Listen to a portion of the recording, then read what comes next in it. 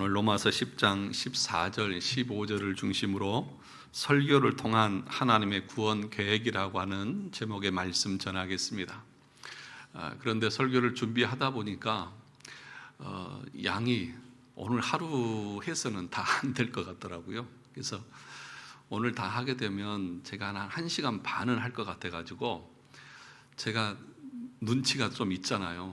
그래서 요즘엔 좀 눈치가 좀 생겼거든요. 그래서 이걸 다 하면 안 되겠다. 그래서 2번으로 나눠서 해야 되겠다. 그래서 오늘은 서론격으로 구원이 뭔지 또 믿음이 뭔지에 대한 것들을 얘기하고, 다음 주에는 그러면 이 구원, 이 믿음의 역사를 하나님께서 어떤 도구와 수단, 방법을 통해서 이루어 가시는지에 대해서 다음 주에 말씀을 전하도록 그렇게 하겠습니다. 그래서 오늘 본문의 말씀도 지난주의 말씀과 연결되어져서 우리가 생각해 보아야 합니다. 지난주에 어떤 말씀이었습니까? 누구든지 주의 이름을 부르는 자는 구원을 얻으리라. 여기서 누구든지는 어떤 누구든지입니까? 창세전에 하나님께서 구원하시기로 예정된 자들, 선택된 자들을 말씀하고 있습니다. 그래서 이렇게 제가 설교를 하고 있지만 또 많은 사람들이 말씀을 듣고 있지만 이 말씀을 믿음과 연결시키는 사람은 어떤 똑똑하고 지혜로운 사람이 아니라 하나님께서 창세 전에 예정된 사람들이 이 말씀을 통해서 믿음을 통해 구원에 이르는 것을 우리가 알게 됩니다. 창세전에 선택한 자들은 하나님께서 한 사람도 차별 없이, 우리가 지난주에 봤죠? 유대인이든지 헬라인이든지 차별 없이, 내가 과거에 거룩하게 살았든지 타락하며 살았든지, 내가 이방인이든지 유대인이든지 그런 것 차별하지 않고 오직 예수 그리스도 안에 믿음으로 나아오는 모든 사람들은 하나님께서 구원하시겠다고 말씀하고 있습니다. 그러면 어떻게 구원하실까요? 어느 날 갑자기 길을 가다가 마음속에 예수가 믿어지고 회개하게 되고 예수를 믿을 수 있는 지혜가 갑자기 하늘에서 떨어져서 번개처럼 그래서 예수를 믿게 되는 것입니까? 그런 일은 없습니다. 절대로 그렇게 해서 하나님께서 구원하시지 않는다는 것입니다. 그래서 제가 이런 말씀을 여러 번 드렸죠. 하나님이 택한 자면 어떻게 해서든지 언젠가는 하나님이 구원하시겠죠. 이런 말씀 하시지 말라고요. 하나님은 그 택한 자들을 구원하는 도구, 방법까지 다 정하셨습니다. 그러니까 그 방법 외에는 구원의 길이 없는 것입니다. 그러니까 지금 제가 다음 주에 설교할 내용이 그러면 하나님께서 어떤 방법을 통해서 구원하시는지에 대한 내용이 있거든요. 그러니까 그 방법 아니고는 우리가 구원의 길을 이룰 수 없다는 사실들을 아셔야 합니다. 그러므로 아이고 목사님, 언젠가는 하나님이 택한 자녀만 부르시겠죠. 이거는 아주 비성경적인 것이고 그런 구원론은 성경에는 없습니다. 그러니까 그런 거 가지고 스스로 위안을 삼으려고 해서는 절대 안 된다는 것입니다. 그러면 누가 주의 이름을 부를 수 있습니까? 오늘 본문이 그것에 대한 해답을 주고 있는 것입니다. 그래서 오늘 본문은 로마서 10장 14절 15절의 말씀은 아주 중요한 말씀입니다. 하나님께서 한 사람을 구원으로 이끄시기 위해서 일반적으로 어떤 방식을 사용하시고 어떤 과정을 거쳐서 구원하시는지에 대해서 분명하게 보여주고 있기 때문에 그렇습니다. 구원의 과정이라고 하는 것은 사슬처럼 연결되어져 있다고 말씀을 드렸습니다. 그래서 여러분 구원의 서정에 대해서 다 배우셨죠? 그죠? 구원의 서정 여러분 소명에서부터 소명, 중생, 회심, 칭의, 양자, 성화, 견인, 영화에 대해서 그 하나하나에 대해서 다 여러분들에게 설교했고 또 말씀을 드렸습니다. 또 우리가 웨스트민스터 신앙 고백서를 공부하면서도 그 안에 있는 구원에 대해서 말씀을 드렸습니다. 구원의 서정을 가리켜서 윌리엄 퍼킨슨이라고 하는 사람은 황금 사슬이다 그렇게 표현을 했습니다. 구원의 길을 황금길로 설명을 했고 그 구원의 길이 사슬처럼 연결이 되어져 있다는 것입니다. 그러니까 소명에서부터 영화까지 전체를 가리켜서 구원이다 그렇게 우리 개혁교회에서 개혁신앙인에 대해서 신앙은 말합니다. 그러니까 단순히 그냥 예수 믿습니다, 이 한마디로 구원이 끝나는 것이 아니라는 사실을 아셔야 합니다. 그러면 하나님께서 어떤 자들을 구원하신다고요? 하나님은 창세전에 구원할 자를 선택하셨다. 이걸 가리켜서 예정이라고 말씀을 드렸습니다. 로마서 8장 29절에서 30절을 가서 보겠습니다. 로마서 8장 29절 30절을 같이 한번 읽어보도록 하겠습니다. 시작. 하나님이 미리 아신 자들을 또한 그 아들의 형상을 본받게 하기 위하여 뭐 하셨으니? 미리 정하셨으니 이는 그로 많은 형제 중에서 맏아들이 되게 하려 하심이니라. 30절. 또 미리 정하신 그들을 또한 뭐 하시고? 부르시고 부르신 그들을 또한 의롭다 하시고 의롭다 하신 그들을 또한 영화롭게 하셨느니라. 그러니까 하나님께서 창세전에 예정한 자들을 하나님께서 부르십니다. 그것이 소명입니다. 하나님께서 부르셔서 의롭다 하시고 영화롭게 하시는 것이 하나님의 구원의 길입니다. 그것을 하나하나 여러분들에게 말씀을 드렸습니다. 그런데 우리는 누가 예정되었는지 예정되지 않았는지 알아요, 몰라요? 모릅니다.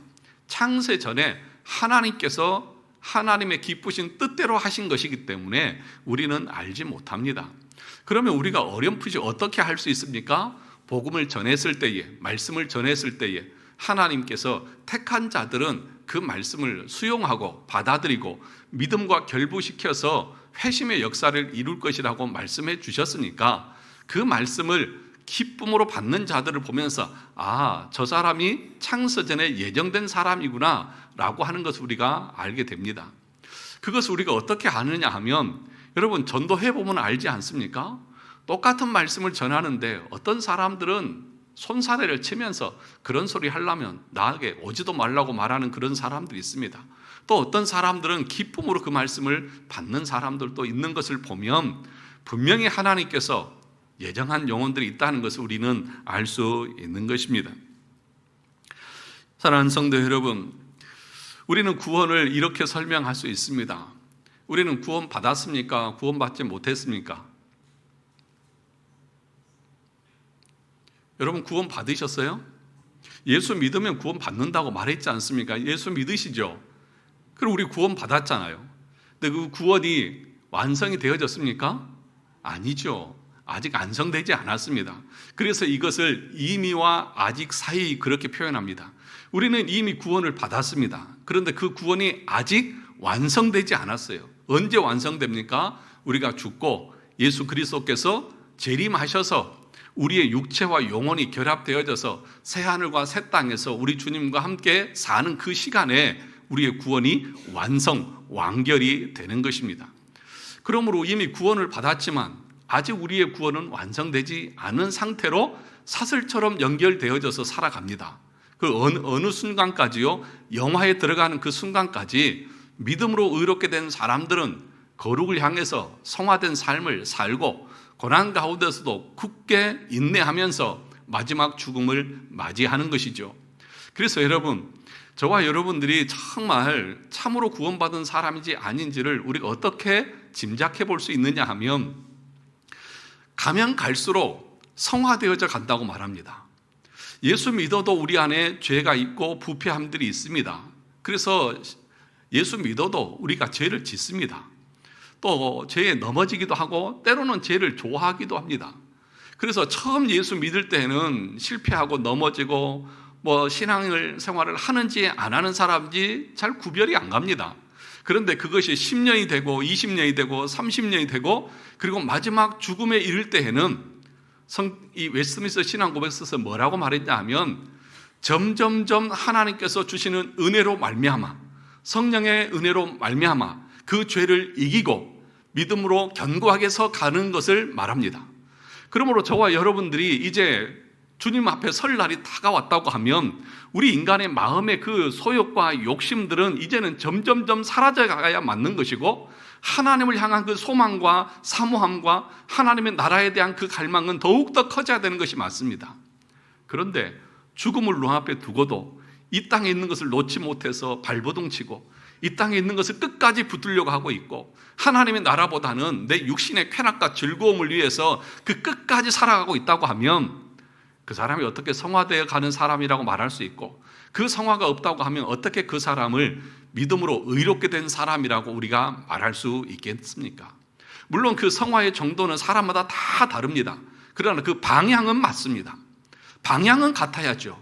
그 정도는 다를 수 있지만 방향은 맞지 않습니까? 그런데 방향 자체가 이기적으로 여전히 자기를 위하는 그 자기 중심적인 삶을 살고 있다고 하면 그것이 어떻게 믿음으로 구원 얻은 사람이라고 말할 수 있겠느냐는 것입니다.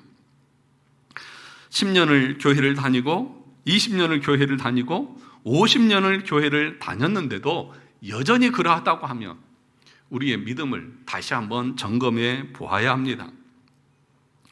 오늘날 많은 사람들이 교회를 다니면서도 참된 구원이 무엇인지를 모릅니다.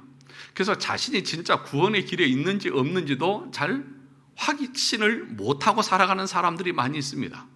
왜냐하면 목사들이 교회에서 이 구원이 어떻게 이루어지는지 가르치지 않고 그래서 성도들도 배운 적이 없으니까 단순히 우리의 구원은 어디에 머물러 있습니까? 믿는다고 고백만 하면 구원 받는다. 이런 샌더맨주의자들의 비성경적인 잘못된 구원론이 교회 안에 가득한 것이죠. 그래서 내가 예수 믿는다고 고백했고 후암제일교회 교인으로 등록했으니까 나는 구원 받은 것은 맞다. 이런 잘못된 구원론에 빠져 있는 사람들이 많이 있다는 것입니다. 한국교회 강단이 타락했다고 탄식하는 분들이 많이 있습니다. 그것은 목사들이 이 강단에서 하나님의 말씀과는 상관없는 이야기를 하는 것이기도 하지만 더 본질적인 강단 타락의 모습은 어떤 것이냐 하면 여러분 대부분의 목사님들이 교회 이 설교 시간에 맨날 정치적인 이야기나 하고 자기 이야기만 하고 그렇습니까? 성경의 말씀을 가지고 설교하잖아요. 그렇지 않습니까? 대부분의 교회에서는. 그런데도 왜 한국 강단이 타락했다고 말할까요? 왜냐하면 본질적으로 구원의 도를 설교하고 있지 않기 때문에 그렇습니다. 모든 사람들이 구원받았다고 취급을 해버리고 그리고 나서 구원받은 자로서 윤리적으로 도덕적으로 이렇게 살아야 된다 저렇게 살아야 된다 하면서 도덕과 윤리를 설교하고 있는 것을 말씀하고 있는 것입니다. 구원의 도가 설교되고 있지 않다는 것입니다. 만약에 예수를 구주라고 믿기만 해 그러면 구원받는다고 그러면 왜 성경이 이렇게 많이 기록되어질까요? 그냥 한 곳만 있어도 구원받지 않겠습니까? 예수님은 믿는다고 고백만 하면 구원받는다. 그럼 그거 하나면 되지. 뭘 이렇게 많은 성경을 또 로마서는 이렇게 길게 바울이 16장이나 써서 구원의 도에 대해서 참된 구원의 교리에 대해서 이렇게 가르치고 있겠느냐 하는 것이죠. 웨스트민스터 신앙고백서 제15장 생명에 이르는 회개에 보면 이렇게 말합니다. 1항에서 잘 들어보십시오. 생명에 이르는 회개는 복음적인 은혜이며 그리스도를 믿는 믿음의 교리와 마찬가지로 모든 복음의 목사들은 이 교리를 설교해야 한다. 모든 복음의 목사들은 강단에서 매 주일마다 뭘 설교해야 되느냐? 회개의 메시지를 선포해야 된다. 예수 그리스도가 우리의 구주라는 것과 동시에 우리가 그 예수 그리스도로 말미암아 구원을 얻기 위해서는 내가 죄인인 것을 고백하고 회개해야 된다고 하는 이 메시지를 목사들이 선포해야 한다고 웨스턴 신앙고백서에서 가르치고 있습니다. 그런데 한국 강단에서는 죄에 대한 책망이 사라지고 십자가의 은혜가 사라지고 이제 이 세상에서 사회적으로 내가 어떤 역할을 하고 또 어떻게 윤리적으로 살아갈 것인가에 대해만 말하고 있는 것이죠. 아직 자신이 죄인이라고 하는 것을 인정도 하지 않고 그리고 참된 회개를 경험하지도 않고 그런 사람들은 구원받은 사람들이 아닌데 구원받지도 못한 사람들에게 이렇게 살아라 저렇게 살아라 하면 사라지느냐고요. 그럴 수 없는 것입니다. 회개의 메시지가 한국교회 강단에서는 사라져 버렸다는 것입니다. 그런데 여러분 성경을 자세히 보십시오. 세례 요한이 그 광야에서 제일 먼저 그가 외친 메시지가 무엇입니까? 마태복음 3장 2절에 보면 이렇게 말합니다. 그때에 세례 요한이 이르러 유대 광야에서 전파하여 말하되 그 다음에 회개하라, 천국이 가까웠느니라. 제일 첫 번째 메시지가 뭐예요? 회개하라는 거예요. 예수님께서도 그의 공생애를 시작하시면서 제일 먼저 외친 메시지가 뭐예요? 똑같아요. 세례 요한과 똑같아요. 마태복음 4장 17절에 보면 이때부터 예수께서 비로소 전파하여 이르시되 회개하라, 천국이 가까이 왔느니라. 회개하라, 천국이 가까웠느니라. 이것이 세례 요한의 첫 번째 외침이고 예수님의 첫 번째 공생애의 외침입니다. 이것이 없이는 예수 그리스도를 발견할 수 없습니다. 그러므로 복음의 모든 목사들도 이 강단에서 본질적으로 가장 중요하게 선포되어야 되는 메시지가 무엇입니까? 우리가 전적으로 타락한 죄인이라고 하는 그 죄로 말미암아서 우리는 하나님의 진노 아래 있다고 하는 이 사실에 대해서 선포해야 합니다. 오늘 로마서를 봐도 그렇지 않습니까? 로마서 1장은 누구의 죄에 대해서 얘기합니까? 이방인의 죄에 대해서 말합니다. 그러면 2장에 와서는 뭐라고 말합니까? 유대인의 죄에 대해서 말합니다. 유대인들은 이방인을 개 취급했어요. 사람 취급도 안 했어요. 그런데 하나님께서는 뭐라고 말합니까? 야, 이방인만 죄인이 아니라 너희들 윤리적으로 도덕적으로 좀 깨끗하다고 너희도 똑같은 죄인이야. 그리고 3장에 와서는 뭐라고 말합니까? 모든 인류가 다 죄인이다 라고 하는 말씀을 전하고 있지 않습니까? 그러니까 이 교회에서 여러분들이 드려야 될 말씀은, 복음의 내용은 무엇입니까? 우리 모두가 하나님 앞에 죄인이라는 사실입니다. 이 메시지가 여러분의 마음에 새겨져야 합니다. 그래서 베드로가 예수 그리스도의 부활을 목격하고 나서 그 유대인들을 향해서 제일 먼저 외친 메시지도 이것입니다. 사도행전 3장 19절에 보면 이렇게 말합니다. 그러므로 너희가 회개하고 돌이켜 너희 죄 없이 함을 받으라. 이같이 하면 새롭게 되는 날이 주 앞에부터 이를 것이다. 사랑하는 성도 여러분, 회개의 메시지가 선포되어지고 우리가 죄인인 것을 날마다 책망을 받고, 그러면 우리가 이 죄에서 어떻게 해방되어지고 그 하나님의 진노에서 건진받을 수 있습니까? 라고 말할 때 그때 복음이 선포되어지는 것이고, 그때 예수 그리스도가 제시되어지는 것이고, 그래서 그 예수 그리스도를 믿음으로 말미암아서 우리가 의롭게 되어지는 것을 말씀하고 있습니다. 사랑하는 성도 여러분, 그러므로 로마서 10장 13절에서 누구든지 주의 이름을 부르는 자는 구원을 받는다라고 이렇게 말씀하고 있는 이 말씀은 자신이 죄인인 것을 알고 오직 구원받을 분은 주님밖에 없다고 하는 그 고백으로 나가는 것을 말씀하고 있는 것입니다.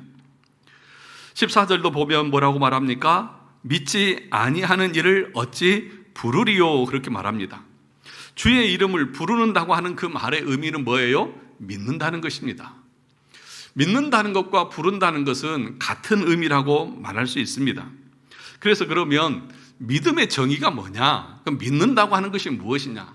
우리가 지난번에 이 부른다고 하는 그 말의 의미를 제가 4가지로 설명했습니다. 첫째가 뭐였습니까? 예배한다는 것이고, 두 번째는 기도한다는 것이고, 세 번째는 찬양한다는 것이고, 네 번째는 그 모든 내용을 내가 마음으로 믿는다는 것을 말씀을 드렸습니다. 그러면 믿는다고 할 때 그 믿음이라고 하는 것은 단순히 아무것도 모른 채, 누구를 믿는지도 모르고 무엇에 대한 믿음인지도 모르는 상태에서 그냥 입으로 앵무새처럼 나 따라서 하세요, 믿는다고 하세요, 믿음, 예, 믿습니다, 그 믿음을 말하는 것이 아닌 것입니다. 믿음에는 믿음의 대상이 있고 믿음의 내용이 있습니다. 그러면 그 믿음의 대상이 누구입니까? 우리가 앞에서 봤듯이 10장 9절에서 이렇게 말했습니다. 10장 9절을 보시죠. 10장 9절을 같이 한번 읽어보겠습니다. 시작. 내가 만일 내 입으로 예수를 주로 시인하며 또 하나님께서 그를 죽은 자 가운데에서 살리신 것을 내 마음에 믿으면 구원을 받으리다.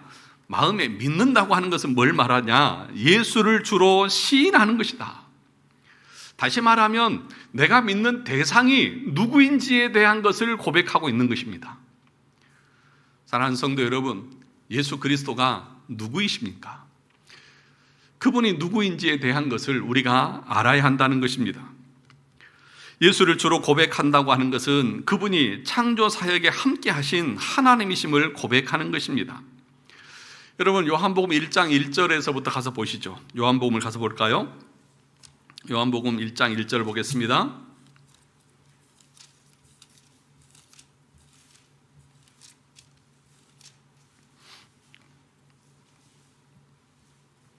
요한복음 1장 1절에서부터 3절까지 우리 같이 한번 보겠습니다.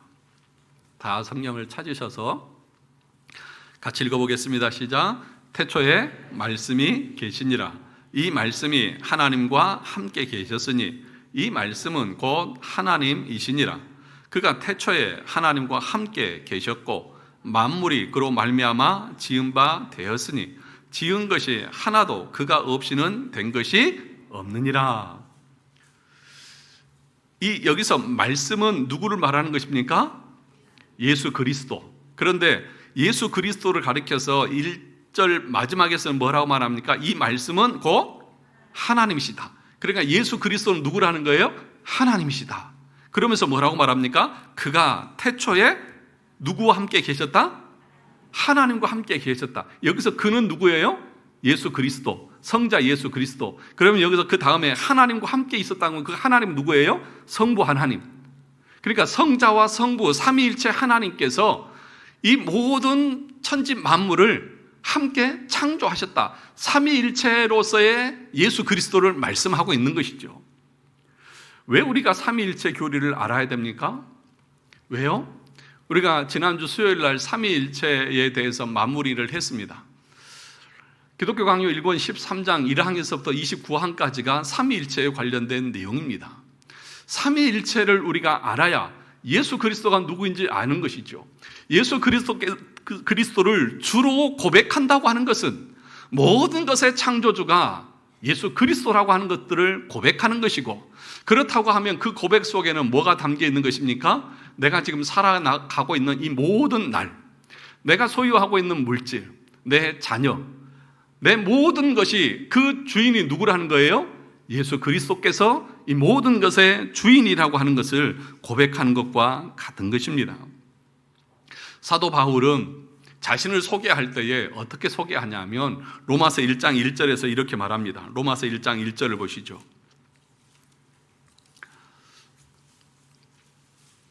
로마서 1장 1절, 우리 큰 목소리를 같이 한번 읽어보겠습니다. 시작. 예수 그리스도의 종 바울은 사도로 부르심을 받아 하나님의 복음을 위하여 택정함을 입었으니. 바울은 자기의 신분을 어떻게 얘기합니까?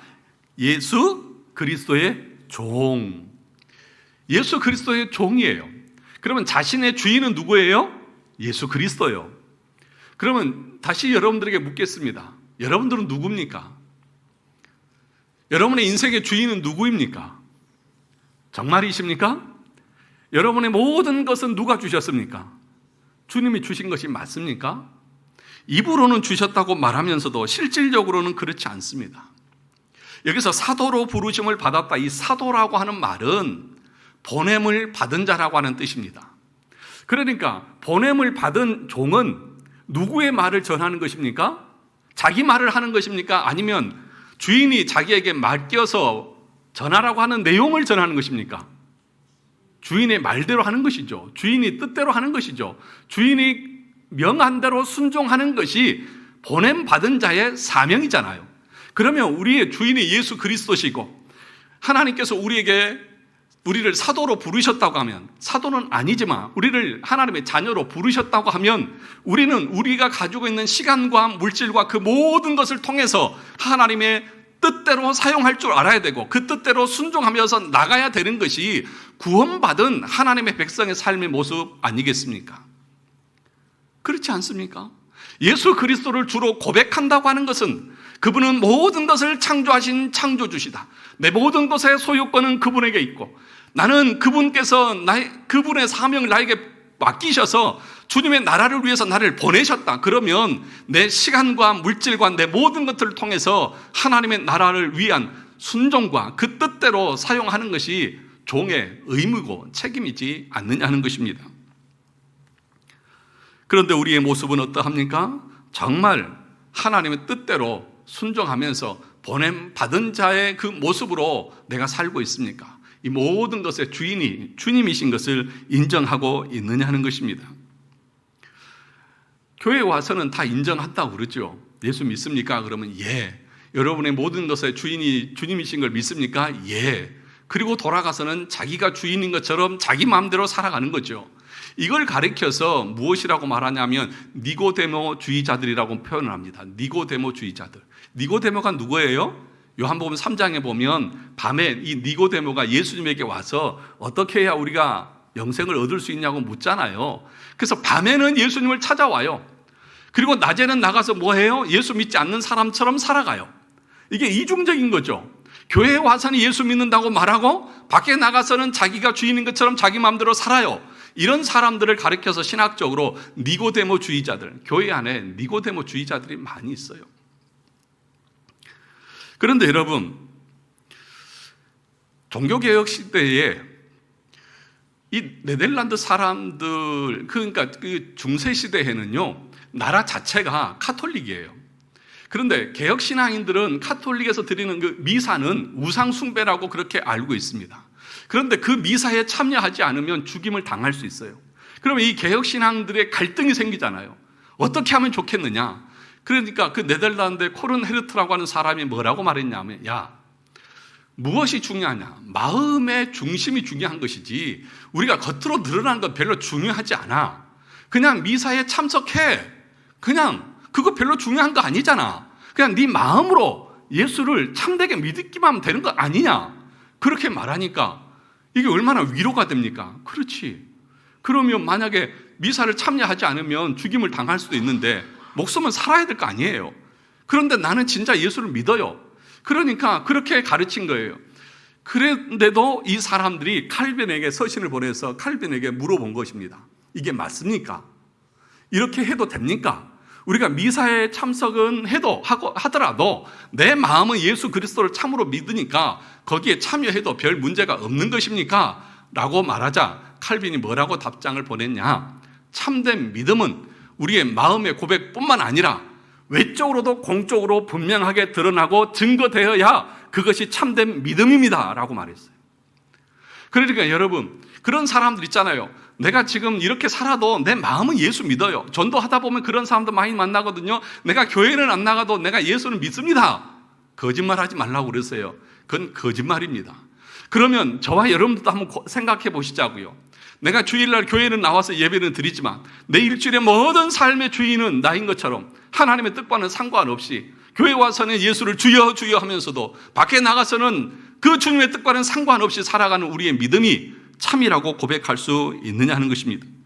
그러면 그 중세 때나 초대교회 때 예수는 주, 오직 예수만이 우리의 주인이고 창조주고 내 인생의 주인이라고 고백하면서 그 원형 경기장에서 참수를 당하고 종교개혁 시대의 그 참된 믿음을 지키기 위해서 그 화형을 당했던 그 사람들은 개죽음 당한 것입니까? 쓸데없이 객기 부리다가 죽은 것입니까? 지혜롭게 처신을 했어야지. 그냥 겉으로는 그냥 천주교 미사 가서 우상 숭배하고 그냥 집에 가서 네 마음으로 믿으면 되잖아. 그렇게 하면 얼마나 지혜로워. 그렇잖아요. 그런데 참된 믿음은 그런 것이 아니라고요. 우리가 폴리갑 교부에 대해서도 말을 들었지 않습니까? 예를 들었지 않습니까? 아니 집에 가서 믿으라고, 여기서는 아니라고 말하고 집에 가서 믿으면 되지 않느냐라고 말할 때 폴리갑이 뭐라고 했다고요? 우리 주님은 내가 사는 84년 동안 한 번도 나를 부인한 적 없는데 내가 어떻게 그 주님을 부인할 수 있느냐. 그러면서 화형을 당해서 죽었습니다. 그것이 참된 신앙인의 모습입니다.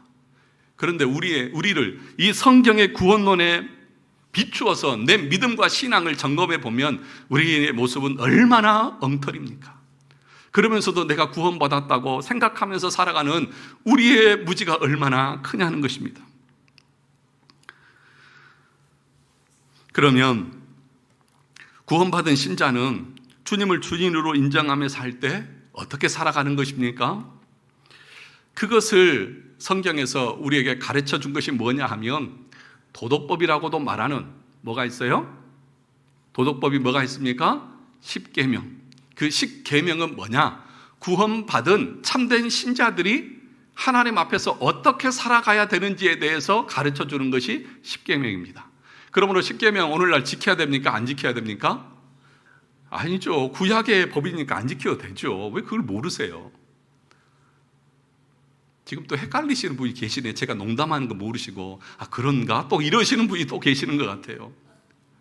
그런데 많은 경우 이 십계명이 오늘날 거듭난 신자가 그 삶에서 살아가야 할 삶의 규범인데도 불구하고 그것에 대해서 가르침을 받지도 않고 그것이 중요하다고 생각하지도 않고 그것과는 상관없이 내 마음대로 살아가는 거예요. 그러니까 얼마나 구원에 대해서 무지하고 있느냐 하는 것이죠. 제1계명이 뭐예요? 오늘 또 우리가 예배 시간마다 십계명을 낭독하는 이유가 거기에 있는 거예요. 나 외에는 다른 신을 섬기지 말라. 이 나 외라고 하는 그 말에는요, 원어적으로는 내 앞에, 너와 나 사이에 그런 뜻이에요. 그러니까 하나님과 우리 사이에 그 어떤 것도 있으면 돼요, 안 돼요? 안 돼요. 나는 너만 바라볼 거야. 그리고 너도 나만 바라봐야 돼. 여러분 앞에 예수 그리스도만 계십니까? 정말 여러분 앞에 가장 우선순위가 예수 그리스도이십니까? 그분을 예배하는 것이고 그분의 영광을 위한 것이고 그분의 기쁨을 위한 것이 여러분의 인생에 있어서 유일한 목적이냐고요. 그 말씀이 1계명에서 주님께서 말씀하고 있는 거예요. 우리의 신앙생활에 있어서 제1순위는 다른 것, 내가 열심히 직장 생활하고 자녀를 키우고 돈을 벌고 모든 것들은 그 주님을 섬기기 위해서 하는 거예요. 그런데 그것이 아니라 오히려 내 앞에 오히려 다른 것이 자리하고 있지 않습니까? 우리 주님은 저 뒤에 있고 한 10순위 정도로 밀려 있고 내 삶의 우선순위 이거예요. 제2계명이 뭐예요? 우상숭배하지 말라는 거잖아요. 우상숭배하지 말라고. 그 말은 무슨 얘기예요? 하나님을 참되게 예배하라고 하는 것이잖아요. 왜 우상을 만듭니까? 사람들이 왜 우상을 만들어요? 자기가 신의 역할을 하려고 하는 거예요. 우상은 아무것도 못해요. 근데 만들어 놓고 우상의 위치를 누가 정하는 거? 내가 정해. 너 여기 있어. 그럼 내 옆에다 놓고 있으면 자기가 그것 때문에 위로를 받는 거예요. 그러니까 그 우상을 만들어 놓고 자기가 신을 마음대로 조종하려고 하는 거예요. 그러니 여러분들이 하나님 앞에 나와서 예배를 드릴 때에 하나님을 우상처럼 섬기는 사람들을 어떻게 하느냐? 하나님, 내가 오늘 예배 드려줬으니까 나에게 이런 복을 주시고 내가 헌금을 이렇게 많이 했으니까 나에게 이것 주세요 라고 하면서 하나님과 거래하고 흥정하려고 하는 사람들이 있어요. 이걸 가리켜서 칼빈이 기독교 강요에서 하나님을 우상처럼 여기는 자들이라고 하네요. 그럴 수 있어요. 그렇지 않습니까? 참된 믿음이 없는 사람들은 하나님을 그렇게 우상처럼 섬기고 있다는 것이죠. 3계명이 뭐예요? 여호와 이름을 망령되이 부르지 말라. 4계명이 뭐예요? 안식일을 기억하여 거룩히 지키고. 5계명이 뭐예요? 내 부모를 공경하라. 6계명은요?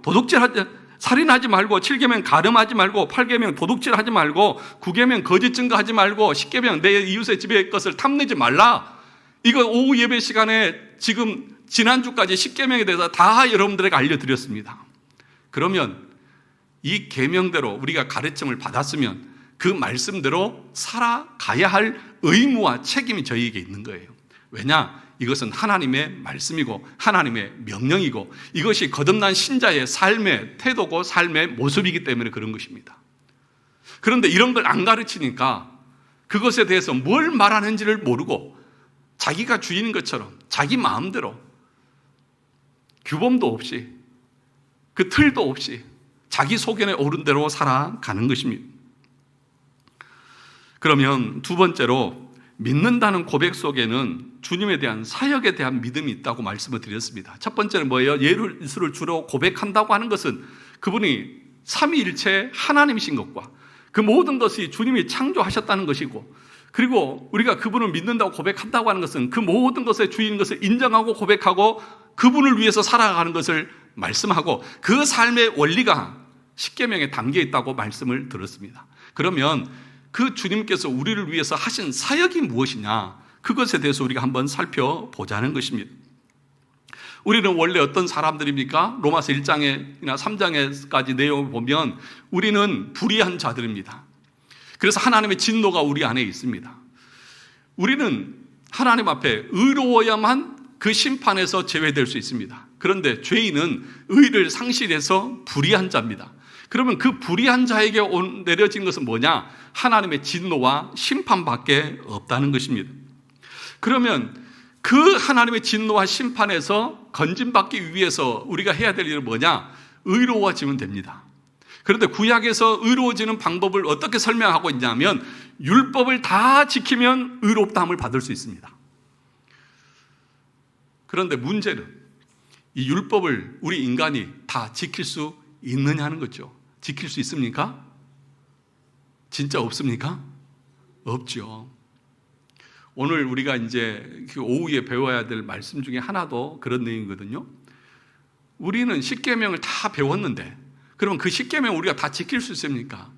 이 세상에 가장 거룩한 자라 할지라도 하나의 계명을 이제 시작했을 뿐입니다. 그러면 어떻게 해요?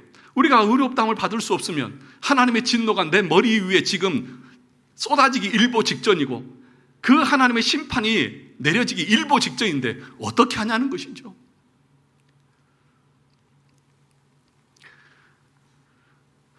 로마서 3장 20절을 가서 보겠습니다. 로마서 3장 20절입니다.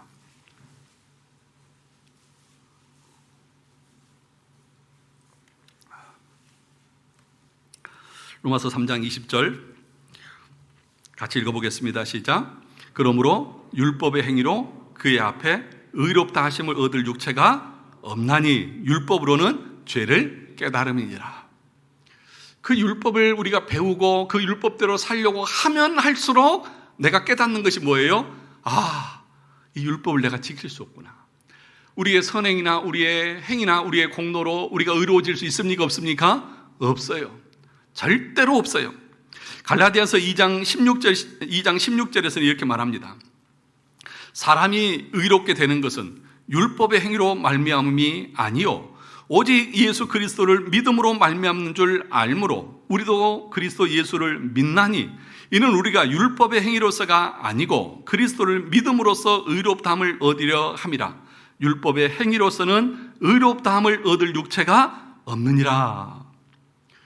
율법의 행위로는 의롭다함을 받을 육체가 없어요. 그러면 어떤 문제가 발생하느냐? 로마서 1장 18절에 보니까 이렇게 말합니다. 하나님의 진노가 불의로 진리를 막는 사람들의 모든 경건하지 않음과 불의에 대해서 하늘로부터 나타나나니 뭐가 나타나? 불의한 자에게 뭐가 나타나요? 하나님의 진노요. 그러니까 우리는 다 망했습니다. 예수 믿지 않는 사람들은 다 망한 것입니다. 왜요? 하나님의 진노가 불의한 자들 위에 하늘에서부터 내리고 있기 때문입니다. 그래서 요한계시록 6장에 보면 우리 주님이 재림할 때에 그 많은 임금들과 왕과 장군들과 부자들과 이런 사람들이 뭐라고 말합니까? 굴에 숨어서 바위야 산아 나를 가려라. 그 하나님의 어린 양의 그 보좌의 진노에서 나를 가려달라. 그 앞에 설 수 있는 사람은 아무도 없다는 것입니다. 그래서 하나님께서 우리 인간이 하나님 앞에 의롭다함을 받을 수 없기 때문에 하나님께서 마련하신 의가 있습니다. 로마서 1장을 가서 다시 보겠습니다. 로마서 1장입니다. 로마서 1장 17절을 가서 보겠습니다. 1장 17절 같이 읽어보겠습니다. 시작. 복음에는 하나님의 의가 나타나서 믿음으로 믿음에 이르게 하나니 기록된 바 오직 의인은 믿음으로 말미암아 살리라 함과 같으니라. 복음에는 뭐가 나타났다고요? 하나님의 의가 나타났다. 그러니까 우리 인간이 스스로 의롭다함을 받을 수 없으니까 하나님께서 우리 인간이 의롭다함을 받을 수 있는 하나님의 의를 준비했는데 방법을 말했는데 그게 뭐예요? 믿음으로 의롭다함을 받게 하셨다라고 가르치고 있다는 것입니다. 그러면 이 복음에는 그랬는데 이 복음이 뭐냐 그러면 복음에 하나님의 의가 나타났다고 말했잖아요. 그죠? 성경을 잘 보세요. 17절 다시 보세요. 복음에는 하나님의 의가 나타나서 그러니까 복음에 하나님의 의가 나타났는데 그러면 이 복음이 뭐냐? 2장 4절을 보겠습니다. 2장 4절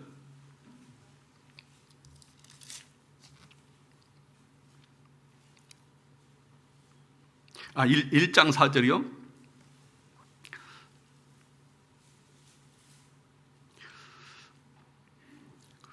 1장 2절부터 4절까지를 보시는데, 자, 보세요. 1장 2절에서 4절까지입니다. 자, 이 복음은 그랬죠? 이 복음은 하나님이 선지자들을 통하여 그의 아들에 관하여 성경에 미리 약속하신 것이라.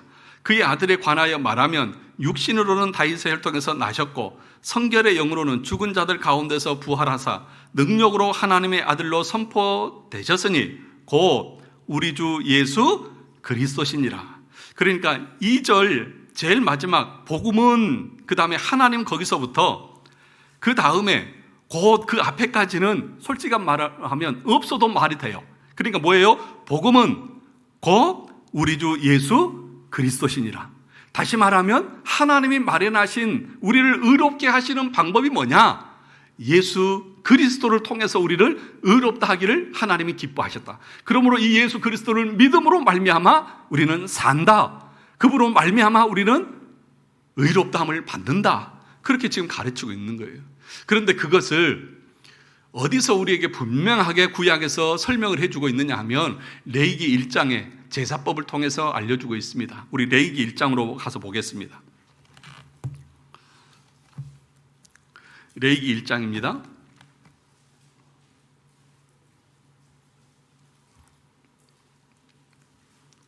레위기 1장 이 말씀만 보고 우리 마치도록 하겠습니다. 레위기 1장 1절에서부터 9절까지 말씀입니다. 다 찾으셔서 우리 같이 읽어보겠습니다. 창세기, 출애굽기, 다음에 레위기 1장 1절에서부터 9절까지 우리 천천히 같이 한번 읽어보겠습니다. 시작. 여호와께서 회막에서 모세를 부르시고 그에게 말씀하여 이르시되 이스라엘 자손에게 말하여 이르라. 너희 중에 누구든지 여호와께 예물을 드리려거든 가축 중에서 소나 양으로 예물을 드릴지니라. 그 예물이 소의 번제이면 흠 없는 수컷으로 회막문에서 여호와 앞에 기쁘게 받으시도록 드릴지니라. 그는 번제물의 머리에 안수할지니 그를 위하여 기쁘게 받으심이 되어 그를 위하여 속죄가 될 것이라. 그는 여호와 앞에서 그 송아지를 잡을 것이요 아론의 자손 제사장들은 그 피를 가져다가 회막문 앞 제단 사방에 뿌릴 것이며 그는 또 그 번제물의 가죽을 벗기고 각을 뜰 것이요 제사장 아론의 자손들은 제단 위에 불을 붙이고 불 위에 나무를 버려놓고 아론의 자손 제사장들은 그 뜬 각과 머리와 기름을 제단 위에 불 위에 있는 나무에 버려 놓을 것이며 그 내장과 정강이를 물로 씻을 것이요 제사장은 그 전부를 제단 위에서 불살라 번제를 드릴지니 이는 화제라 여호와께 향기로운 냄새니라. 이게 지금 뭘 설명하고 있는 것입니까? 번제를 설명하고 있는 것입니다. 번제를 드릴 때의 과정을 한번 생각해 보세요. 뭐라고 말합니까? 2절을 보시죠. 이스라엘 자손에게 말하여 이르라. 너희 중에 누구든지 여호와께 예물을 드리려거든 가축 중에서 소나 양으로 예물을 드릴지라. 3절을 볼까요? 그 예물의 소의 번제이면 흠 없는 수컷으로 회막문에서 여호와 앞에 기쁘게 받으시도록 드릴지니라. 그러니까 번제를 드리는 자들, 그러니까 죄인이 자기의 죄를 용서함 받기 위해서 하나님 앞에 번제를 드릴 때에 첫 번째가 뭐냐? 제물을 가지고 와. 흠 없는 제물을 회막문 앞에 가지고 옵니다. 첫 번째로 자기가 가지고 와요. 자기 죄를 속할 제물을 자기가 가져오는 거예요. 잘 기억하세요. 두 번째 보겠습니다. 4절을 보시죠. 그는 번제물의 머리에 안수할지니 그는 여기서 누구를 말하는 거예요?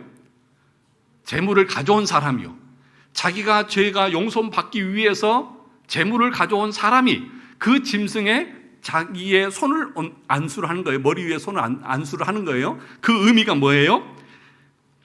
머리에 안수할지니 그를 위하여, 그러니까 제물을 바치는 사람을 위해서 기쁘게 받으심이 되어 그를 위해 뭐가 될 것이냐? 속죄가 될 것이니라. 그러니까 자기 죄를 속하기 위해서 제물을 가져와서 그 사람이 그 제물에 손을 얹습니다. 이 과정이에요. 그 다음 보시죠. 5절에 보면 그는 여호와 앞에서 그 송아지를 잡을 것이에요. 여기서 그는 누구예요? 여기서 그는 누구예요? 제물을 가져온 사람이요. 여기 제사장 아니에요? 제사장이 재물 잡는 거 아니에요? 누가 잡아요? 죄를 용서함 받기를 원하는 그 사람, 재물 가져온 사람이 그 머리에 안수하고 그리고 나서 그 재물을 칼을 가지고 잡는 거예요, 자기가. 그죠? 자기가 잡아요. 그 다음 보시죠. 그는 여호와 앞에서 그 송아지를 잡을 것이요, 아론의 자손 제사장들은 그 피를 가져다가 해만문안 제단 사방에 뿌릴 것이며, 그리고 6절에 그는 또 그 번제물의 가죽을 벗기고 각을 뜰 것이요. 번제물의 가죽을 벗기고 각을 뜨는 것, 그러니까 마디마다 분리를 다 하는 것 누가 해요? 그는 그러니까 제물을 가져온 사람이 자기가 죽이고 그 제물의 가죽, 여러분 가죽, 짐승의 가죽 잘 벗겨지시던가요? 안 벗겨보셨구나. 각을 뜨고 하는 거 해보셨어요? 그 TV에 보니까 소 한 마리를 해체를 하는데 이 기술자가 해체를 하는데 소 한 마리 해체하는데 4시간이 걸린대요. 소 한 마리 하는데. 하루 종일 땀을 뻘뻘 흘리면서, 그리고 그 짐승을 잡아 죽이는데 쉽게 죽어요? 피가 다 튀기고 자기 얼굴이고 손이고 온몸에 티가 반사되고, 그것을 자기가 직접 칼로 죽이고 가죽을 벗기고 각을 뜨고 마디를 다 하고 나서 그 다음에 뭐라고 말합니까? 7절에 제사장 아론의 자손들은 그때서야 제단 위에 불을 붙이고 불 위에 나무를 버려놓고 아론의 자손 제사장 그 뜬 각과 머리와 기름과 제단 위에 불 위에 있는 나무에 버려놓고 그것을 다 태우는 거예요. 그것을 우리 하나님께서 어떻게 하십니까? 9절 마지막에 보면 여호와께 향기로운 냄새다. 하나님이 그렇게 하면 그 사람의 죄를 사해주고 용서해 주신다는 거예요. 그리고 여러분 분명하게 아세요? 구약에서 자기의 죄를 용서받으려면 누가 짐승 가져와요? 죄인이요. 가져와요. 그리고 그 머리에 안수합니다. 왜 안수해요? 자기의 죄를 이 짐승에게 전가를 시키는 거예요. 전가를 시키는 거예요.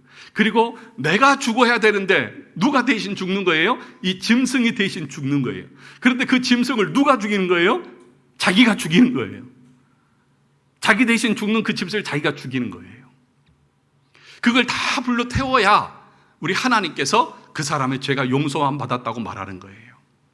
그것이 예수 그리스도께서 우리의 죄를 위해서 십자가에서 죽으시는 것을 지금 모형적으로 상징적으로 보여주고 있는 거예요. 하나님은 그렇게 예수 그리스도를 처참하게 죽이셔서, 우리 대신 죽이셔서 우리의 구원을 이루셨어요. 그러면 예수 그리스도는 누구 죄 때문에 죽은 거예요? 자신의 죄 때문에 죽은 거예요? 아니에요. 우리 죄 때문에 죽은 거예요. 그런데 오늘 본문의 3절에 보면 이 제물이 흠이 있어요? 흠이 없어요? 흠이 없어요. 왜 흠이 없어야 됩니까? 하나님이 흠 없는 거 안 받으시기 때문에요. 왜냐하면 이걸 가리켜서 이중전가라고 말합니다. 그러니까 우리의 죄는 짐승이 가져가고 그 짐승의 흠 없는 의로움은 우리가 받는 거예요. 그래서 우리가 의롭다함을 받는 거예요.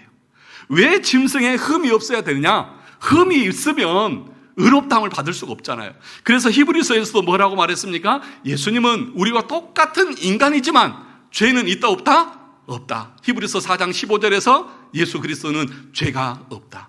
그분이 죄인이라고 말하면 그분이 죽으심은 자기 죄 때문에 죽은 것이지 우리를 의롭다 하기 위해서 죽은 것이 아니잖아요. 그러므로 사랑하는 성도 여러분, 예수 그리스도는 누구 때문에 죽였어요? 빌라도가 죽였습니까? 유대인들이 죽였습니까? 여러분, 오늘 성경의 비유대로 말하면 누가 죽인 거예요? 내가 죽인 거예요.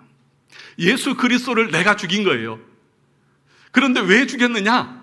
죄 없는 사람을 죽여놓고 자기 죄가 용서함 받기 위해서 죄 없는 사람을 죽여놓고 자기는 의인이라고 떳떳하게 뻔뻔스럽게 다니는 것이 누구예요? 우리예요. 얼마나 뻔뻔한 사람들인지 몰라요. 그러면 여러분, 참으로 구원받은 사람들이라고 하면 내가 의롭다함을 받은 것은 내 공로도 아니고 내 의도 아니고 내가 오히려 죄 없는 사람을 내가 직접 죽이고 나서 나는 이제 죄 없다 이렇게 말하는 뻔뻔한 사람들이 누구예요? 우리라고요. 그러므로 참으로 이 은혜를 알고 이 구원을 아는 사람들은 하나님 앞에 교만할 수 있어요? 야 봐라, 내가 이런 사람이야. 그 사실을, 그 내막을 알면 사람들이 뭐라고 할까요? 야, 저 진짜 나쁜 사람이다. 와, 자기가 감옥 가지 않기 위해서 죄 없는 사람 죽여놓고 자기는 자유라고? 와, 저렇게 뻔뻔할 수가 있을까, 저 사람이. 이게 우리의 모습 아닙니까? 그러므로 참으로 구원을 아는 사람들은 그 그리스도의 은혜 앞에 감사할 수밖에 없고 감격할 수밖에 없는 거예요. 이게 믿는다는 거예요. 이게 믿는다고 하는 말 속에 담겨 있는 거예요. 예수 그리스도께서 내 인생의 모든 것의 주인이고, 그분이 어떤 사역을 했느냐? 그분이 직접 내 죄를 지고 십자가에서 죽으셨다. 여러분, 십자가 형틀을 당하기 위해서 그 예수님이 어떤 고난을 당하신 줄 아십니까? 로마의 형벌에는요, 가장 극악한 것이 십자가형이에요. 근데 그 십자가형을 할 때에는 여러분, 우리가 다 알다시피 영화에서도 보았듯이 채찍에 맞습니다. 채찍을 맞는데 어떤 채찍이냐? 아주 긴 채찍 있잖아요.